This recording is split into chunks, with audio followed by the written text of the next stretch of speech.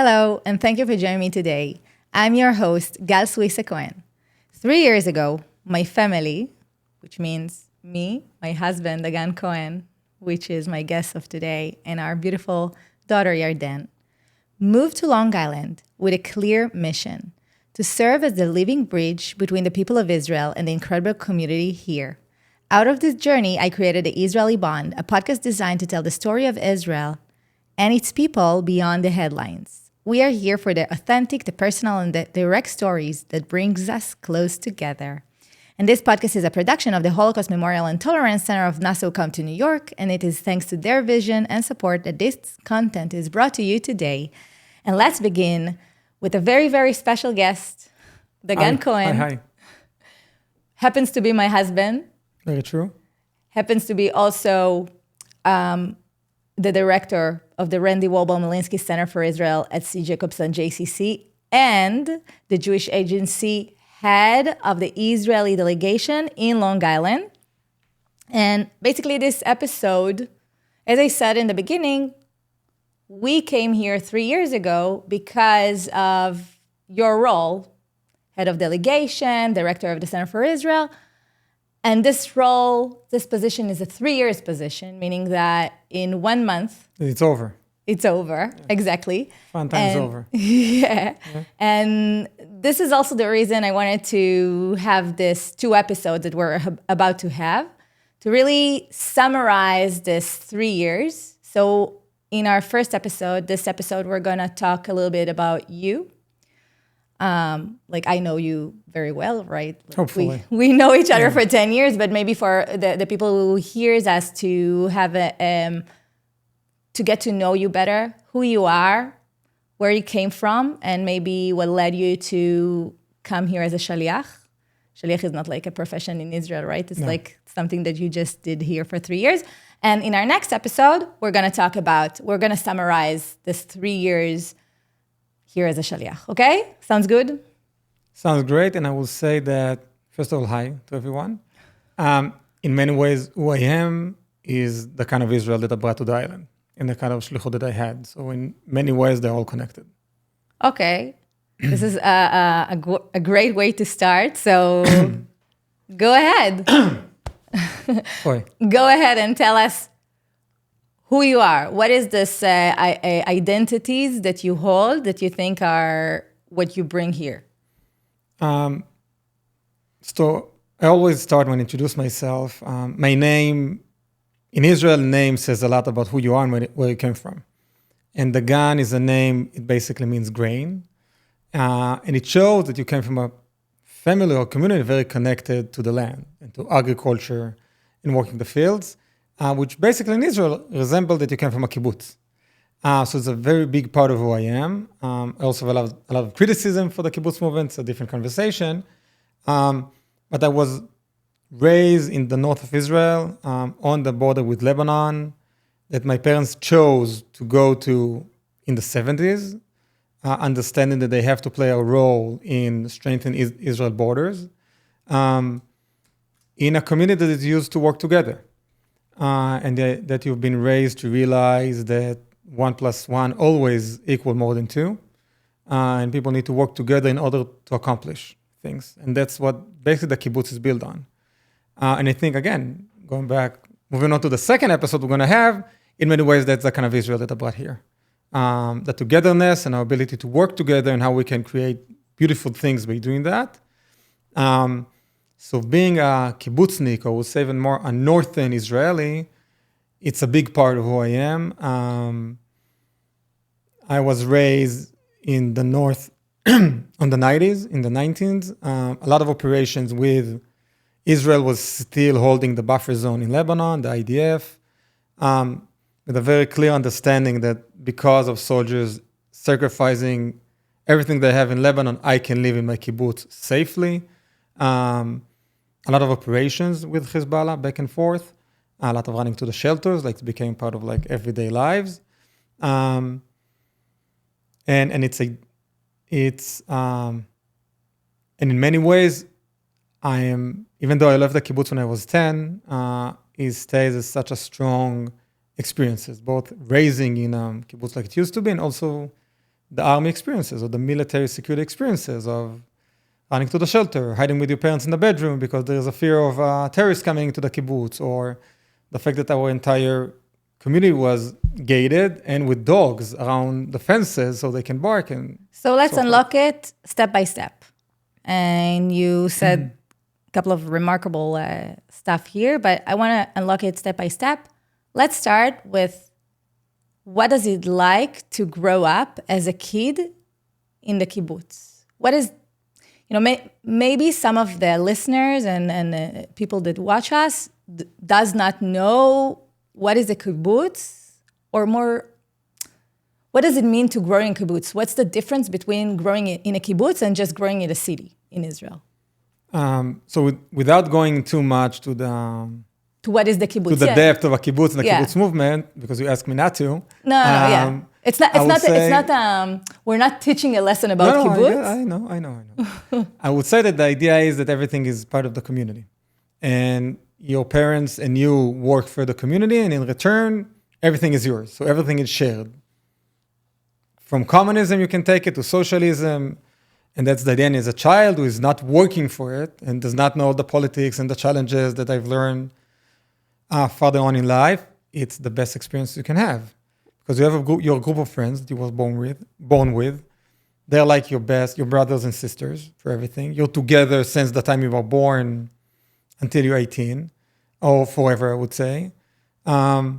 You eat in the dining room. The houses are very small. We lived 6 people in a very small house with no kitchen, because you do not need a kitchen. You eat in the dining room, and you buy in the grocery store, but you're not really buying. You're just taking whatever you need. What does it mean that you're not buying? Like you're going and just take a Coke and that's it? Yeah. Free? Everything is free. So who pays for that? It's not free. It's not really free. Okay. Your parents are working for the kibbutz. Your brother and sister are working for the kibbutz. When my middle school and high school, you have what we used to call a work day, like a day a week. We used to learn 6 days, like Sunday to Friday. It was a day to each class, that in that day, they stay in the kibbutz and work in the different branches: agriculture, farming, dining room, laundry.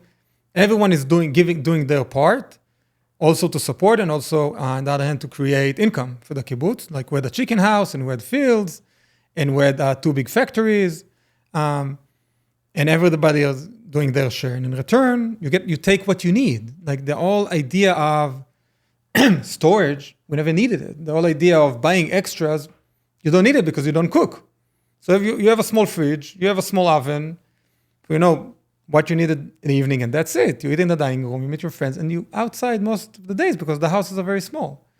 And for a child like myself, it's the best experience I can have. Like again, a lot of challenges with it. As you grow up, you get that. But for me, this part was unbelievable. Just going back from school. Just play. Where is the school, by the way? The school was in a different kibbutz, so we used to take buses, and it would not say a lot to the listeners, but it's a kibbutz, it's on a mountain, so it's even more isolated than the rest of the kibbutzim. You live in your house at 6 a.m., you go into the dining room by yourself, eat breakfast, make your own sandwiches for school. In which age we're talking about? 6. 6, you're going by yourself, okay. Maybe my parents went with me, but I don't remember. You go into school, go back, eat lunch, go play with your friends, go to the children's house, and arrive home, I would say 7, like when it's getting dark. Again, for me, it was the most beautiful childhood. You have kids that all obviously were challenged by it because it's a very small community. If you're not finding yourself, you're not fit, you have challenges. But again, the good sides of it, it's a very supportive community. And you know everyone, and you go to people's house, and everything is open for you. And you feel, I would say in the context of our conversation, or the context of being a shaliach, you've been raised since the day you were born that you're part of something bigger than you. That everything you do is to support something bigger than yourself. And with the time, and with the kibbutz movement breaking down, basically, it's something we've lost. And that's, I think, a very strong sentiment that I have. I always represent and work for something bigger than myself. And you can see it in my army service and even being a shaliach. So sometimes it's the Jewish people and sometimes it's the state of Israel. and sometimes our hometown where we live. But I think when I'm raising our kids, that's what I want them to have in mind. They're always part of something bigger than them. Yes. So I can totally relate to that. And it sounds also that it's not only being of something greater than you, but also it leads you to grow up in a very, very independent environment. Now, we mentioned before, you were growing up in the kibbutz in the 90s, which was a very tense period of time. In Israel, it's funny that we're... Yeah. Another intense time in Israel. Exactly. Yeah. Another intense time in the Lebanese border of Israel. Yeah. Many, we called the missiles, it was called Katyushot. So many Katyushot were sent from Lebanon from Hezbollah, actually, to the northern villages of Israel. And I remember that, we talked before about that you say that the experience of growing up in the kibbutz and experiencing this Katyushot and like this tense situation was very different from your neighbors in Kiryat Shmona, a city, the biggest city in the north of Israel, that maybe they haven't had the same experience from this tense time. Can you explain? Yeah. I've learned as I grew up that resilience, especially for kids, it really depends on the framing that the parents are giving them. For us, going to the shelters was fun. It was an opportunity for me to play with my friends, Monopoly or soccer or whatever it was, hiding in my parents' bedroom and closing all the windows and shut everything because they might be terrorists walking in the community. Was nice because I got to spend time with all of my family. And this was like a regular procedure, right? Like less so Katyushas like missiles more, less so the terrorists entering. But again, my mom can tell both of us that once she was driving to work, she was looking on the side to see there's no terrorist hiding. So that's what the mindset they came from. And again, we are 200 meters from the Lebanese border. So I grew up knowing it exists, knowing there's soldiers there, not fearful in any way. And again, put in a context in my school, if someone would accidentally leave a bag unattended, you call the police like that because it could be a booby trap. Like, it's always around you. Only when the year of 2000, when I was 10, we moved to Kiryat Shmona. And only then I started to realize what PTSD of my generation really looked like. Because when I played soccer, and obviously when 2006, the Second Lebanon War came, I really sighed because I played with a friend of mine. His dad died from a Katyusha missile. Something never happened in my kibbutz. They heard the whistle before the missile hit. They went under the table. And I was like, what happened? So do you think it's the kibbutz or your parents and your environment and that you had lucky enough to not have missile or Katyusha that really hit someone that you know? So I think there's a lot of component to resilience, I would say, and I'm not an expert to it. I can say from my point of view, obviously, back then, Kiryat Shmona was the most, for almost 3 decades, Kiryat Shmona was the most targeted city in Israel. It's not like Gaza was not a thing where the IDF was still controlling Gaza. It was before the disengagement in 2005. The other parts of Israel were relatively quiet. Again, put Judea and Samaria aside. So the fact that there was never a missile hit my kibbutz, or that we haven't lost people we know, unlike Kiryat Shmona, I think it played a big role in it. And the second is the mentality of people from the kibbutz. Which is? Again, it has a good side and bad side. A lot of Ashkenazi people are not very focused in work and labor and do what needs to be done. Not a lot of place for emotions out of any kind, not good or bad, right? You don't give place to that and you just do what you're doing. To an extent, my parents are the same. Like to this day, my grandma from different people was the same. Given us an assignment, we'll do that. But if we start need to talk emotions, becoming challenging. So we always look for assignments and things to do. And in those days, it was helpful. And I think I'm part of this factory. So I'm part of that generation, that house. In the city, it was completely different. Usually different backgrounds. I'm more Sephardic Jews. more hits. Like they knew people who were lost and were really really suffered by it. And mentality is different about emotions and expressing happiness and sadness. And I think to an extent, that plays a very big role. And I'm not alone in my kibbutz. All of my friends from different kibbutzim had the same experiences as I am, being stupid sometimes, but that's what they've done. But when you're talking now, I'm starting to realize maybe it is the community. Because at the end of the day, a kid in Kiryat Shmona needs to run to shelter with his neighbors that you might know, and they are part of his general community because they're all in the same town, but it's not community. It's not strong or close as a community in the kibbutz. Because when you're running to shelter, you're running with your brothers, like your actual brothers and your friends who are kind of your brothers because you're with them all day. So I think that community serves a very big role in the resilience. I'm just like... No, obviously we saw it after October 7th. You saw the kibbutzim were tremendously affected. Nachal Oz, Be'eri, stayed as a community. And I think it gave them, and we know it gave them a very big ability to recover and gain strength again and maybe rebuild. And you saw the communities like Ofakim and Sderot were not a community, it's a city, different in different cases. You saw Kiryat Shmona, my city, were evacuated to 187 different hotels. How can you keep a community? A kibbutzim work together from the first moment. We've learned that a community is playing a very big role in resilience. And definitely helps you recover and move on. And again, remember that unlike Kiryat Shmona, we were sitting on the border. Like we always had that story about Raful, that one of the kibbutz members that couldn't hear well because terrorists put a booby trap near his house. And when you live on the border, you know that as closer you are to the fence, it's more dangerous. So you find different ways to calm yourself. You said, no, we're on the other side. We're fine. And again, we saw it on October 7th, right? The neighborhoods closer to the fence were affected more. And, it's weird to say, if like I will open like a bubble on the side, and now we feel that the entire border with Lebanon is being threatened. When I grew up, we used to call it, and up to 2023, we used to call it the good fence. Like we used to see the Lebanese village. We used to go to Misgavam, to Manaus, all those places. On the border, you see the Lebanese, and you're not feeling one shred of fear, nothing.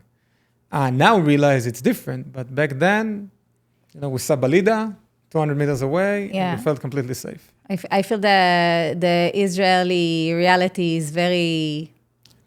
tricky, misleading, or changing or not changing, or changing in our mindset, a long time. So before we really move to the next phase of your life, I wonder, you said at the beginning that being a kibbutznik, coming from a kibbutz, from a community, from an idea that there is something that is bigger than you, really built part of your identity, right? I wonder if also the fact that you were on the border and that you knew that there are terrorists that might attack you, and you knew there are bombs, and even though you handle with that in a very like playful way, has this knowing that there is someone that is threatening you, or like a fear, or like a fear also shape your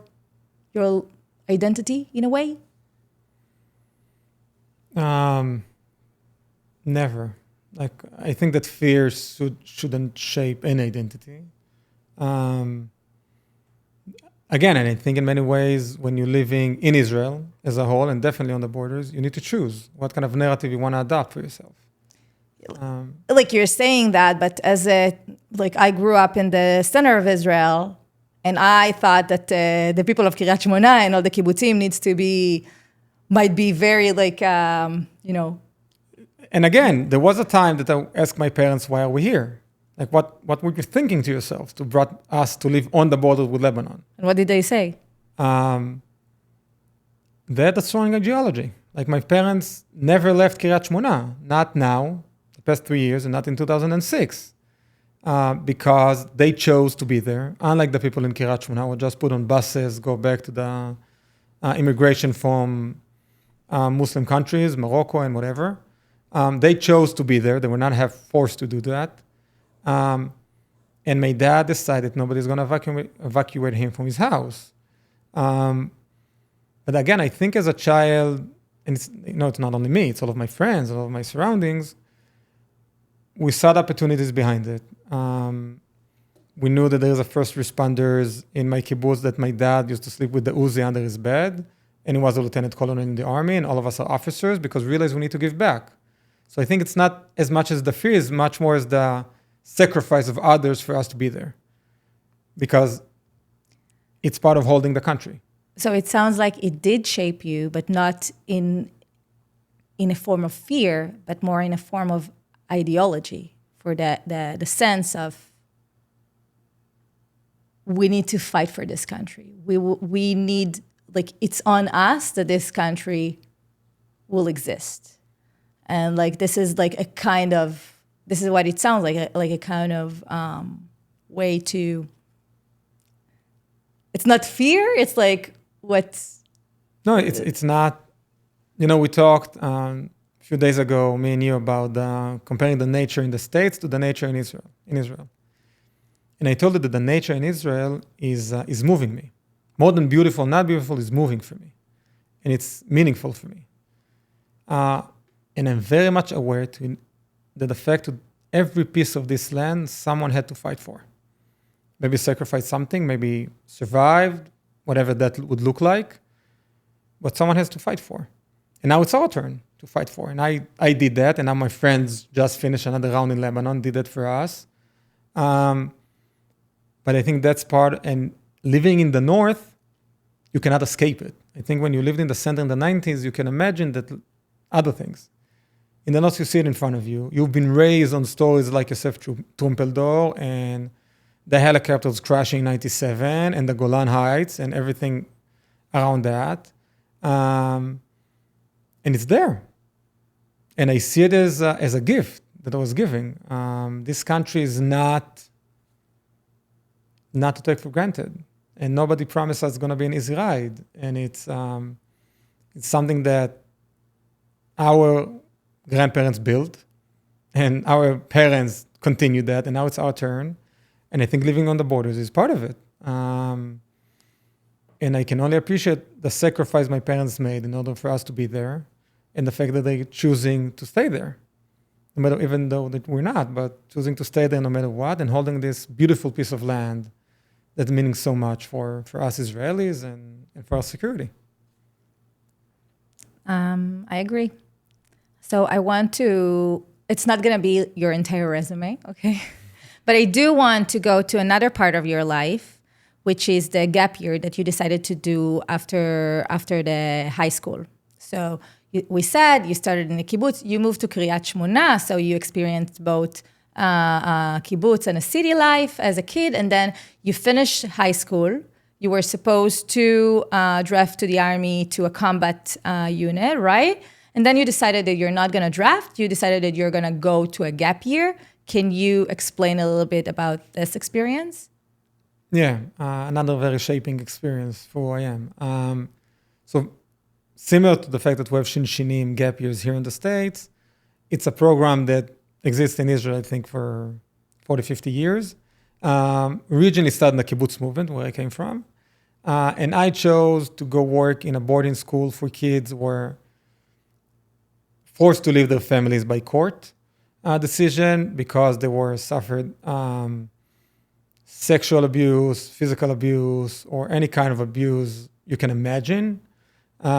We had kids from 4 years old to 18. And I went to the same boarding school as my brother went. And in a way, you're everything for them. You're coming 18, you have no idea about anything. You come from your bubble in the north. We talked about security, it's nice, but I was living in a bubble. And you see kids that really went through the worst of the worst that life can offer. My kids, I had 12 kids between 9 to 11, all boys, which is a huge advantage for kids in that situation. Why? And you need to be, why it's an advantage? Yeah. think of all of their life challenges and just add puberty and to that. So once it's all boys, it's taking one thing out of it, and one big challenge. A. B, there's much less place for assaults and things they will do to one another. Okay. But as you said, you came from high school, from your bubble, in a way. Yeah. What tools did you had to... I guess it's like the first time you ever met someone that comes from this background. So I've met some when my brother did that. Okay. But yeah, you have no tools. They try to give you some. You have a lot of good intuition. And again, it's not only me, it's generations after me and before me that did that. We're talking about around 4,000 Israelis who do that every year. We were 8. Wait, but in many different programs, right? But there is a lot of boarding schools and youth villages with the same background. And in many ways, without those gap years, those places will not be able to survive, because it doesn't matter how much you're going to pay someone. Once kids throwing chairs at them and rocks and stones and beat them, they're not going to stay. And all of that happen. And once you raise kids who then sexually assault someone, there's a level to what people can hold. So you're saying that the model of having 18 years old that might not have a lot of tools, but on the other end, they are in a phase of their life that they can handle it for 1 year. So it's good enough for what and they're driven by ideology. Okay. We really came knowing that we volunteer. We came to give everything we have. Knowing, again, there's something bigger, that this country needs people that will do things for her and volunteer for her. And that those kids need us. And you feel meaningful because you really are everything for them. It's from waking them up in the morning at 6:30 in the morning, make breakfast, brush their teeth, take them to school, pick them up from school, homework, after school programs, and put them to bed and read them a good bedtime story. Like it's kind of their parents, but at the age of 18. You are their parents in many ways. You are everything for them. And it takes time because you have different gap years every year. So it really takes time until you build your trust. But you have an opportunity as an 18 to do something so much bigger than yourself. And I wouldn't say change, because one of the first lessons in life is that you cannot save everyone. B, you're not here to change people's lives. You're here you can ensure that at least 1 year will be good enough for them. And that's the best you can do. But you have stories like Grisha, a kid from my hometown. Like I didn't even know there are kids from Kiryat Shmona that are in this boarding school and need such a help. I remember that we drove home one day from the Pnimiya, the boarding school, and there was snow on the Hamon mountain. I was looking at the snow and told me it was like 10 or 11. I've never seen snow. I told him, what? You're from the north and you've never seen snow? You never touched snow? And he told me, no, because his mom was a hooker and a drug addict and was basically in the streets all day. So the minute I got home, I took the car, I picked him up, and we went to the Golan Mountains to touch the snow and see the snow. And I could be this person for him. So I'm very grateful for those opportunities. And yeah, it's shaping who you are as a leader and as an educator in the hardest way possible, because after that, everything seems easy. And it's... But you think this is what it shaped you, really? It's part of it. It's what shaped my professional identity as an educator and as a leader. Like, for example, if you're not starting strong there, they will eat you up alive. So you realize you have to start strong. And I remember that the first part of the year, you start your day at 6:30, you finish around 9. I came back exhausted, like the first 2-3 months, like I was fall right to sleep, like I was exhausted. And my friends in my group were like partying, celebrating, and like I didn't realize why. And people more experienced told me that as much as you work harder at the beginning to form your boundaries, to shape narratives and make them understand who you are, you will further enjoy it in the future. And my friends were having fun and let others make the calls. suffered afterwards. And after 3 months, I controlled my house in an amazing way. And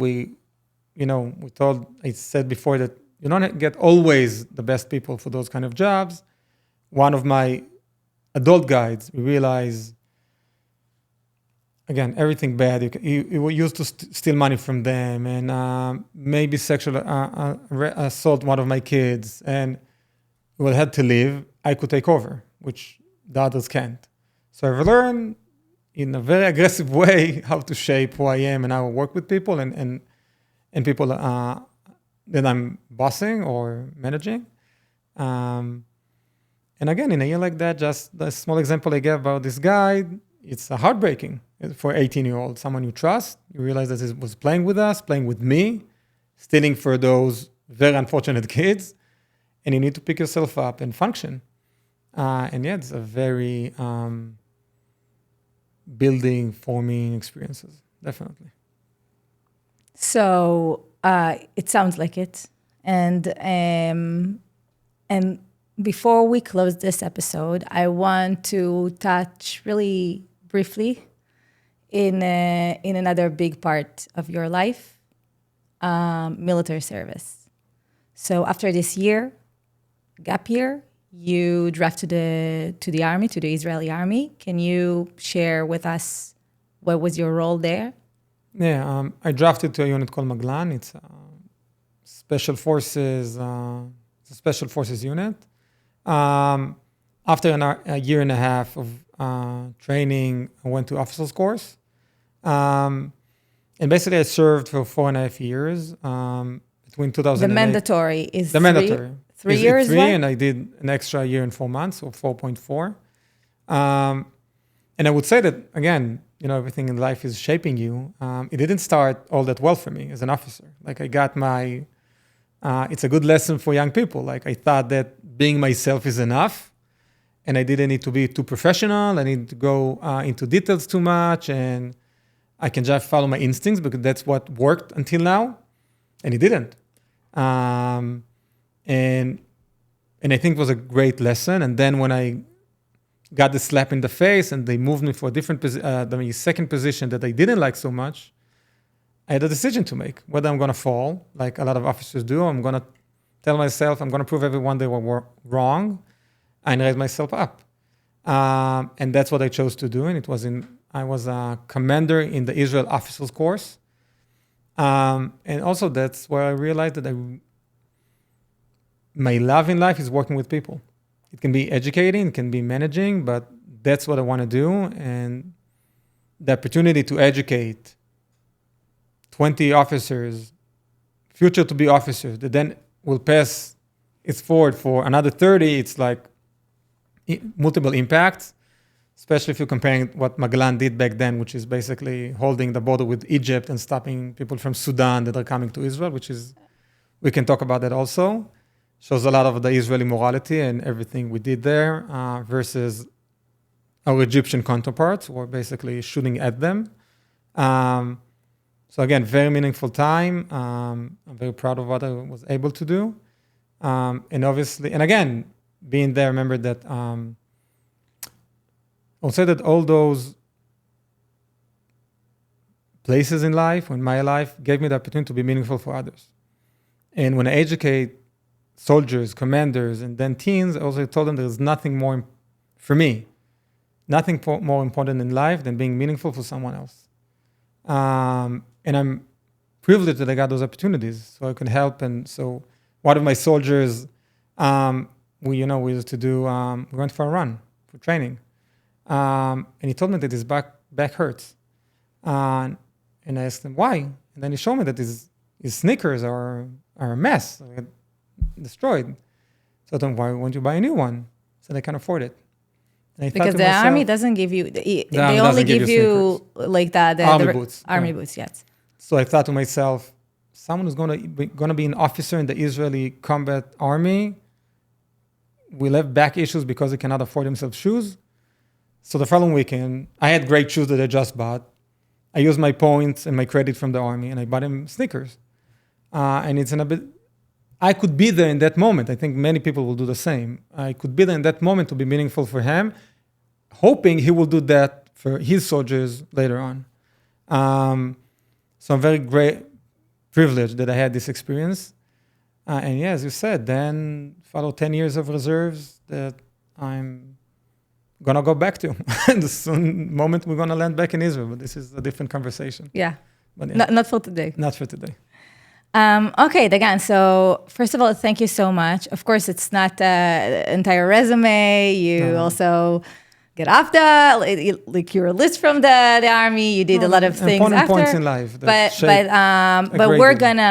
we're gonna park our conversation now. I just want to tell you that, like, it sounds like I'm not objective, and I'm not, and maybe I'm not that objective because I'm your wife. But listen to you talk today, what I came and I wrote it down, the things that was more like, that came from what you said is that along your life, all this station along your life really had couple of themes that were coming all the time, which is doing something for the community or for a mission that is bigger than yourself, the ideology of Israel, and that this is our turn, and we need to, and if we want to live here, we need to fight for it or guard it, basically, and being a leader, but being a leader in a sense of the opportunity to educate others and educate them to always see the other and see how you can help the other person. And I think all of these themes connects really well to your role currently in the Shlichut, which we will touch upon in our next episode. It's coming right now. Thank you. Am I right? You want to add anything before? I think that life is being a shaliach. Like, I think my role, our role here is similar to what we've done in Israel in different capacities. But I think I see myself as a shaliach, not in the religious part of it, but in the essence that we need to do something for others, something bigger than us, as you said. And it's shlichut, basically. Yeah. And it really resonates from your stories. So thank you so much for this episode. We'll be right back with the next episode. And thank you for tuning in to another episode of The Israeli Bond. Stay tuned to our next episode with Dagan, where we're going to sum up his 3 years mission here on Long Island. Until then, take care and be well.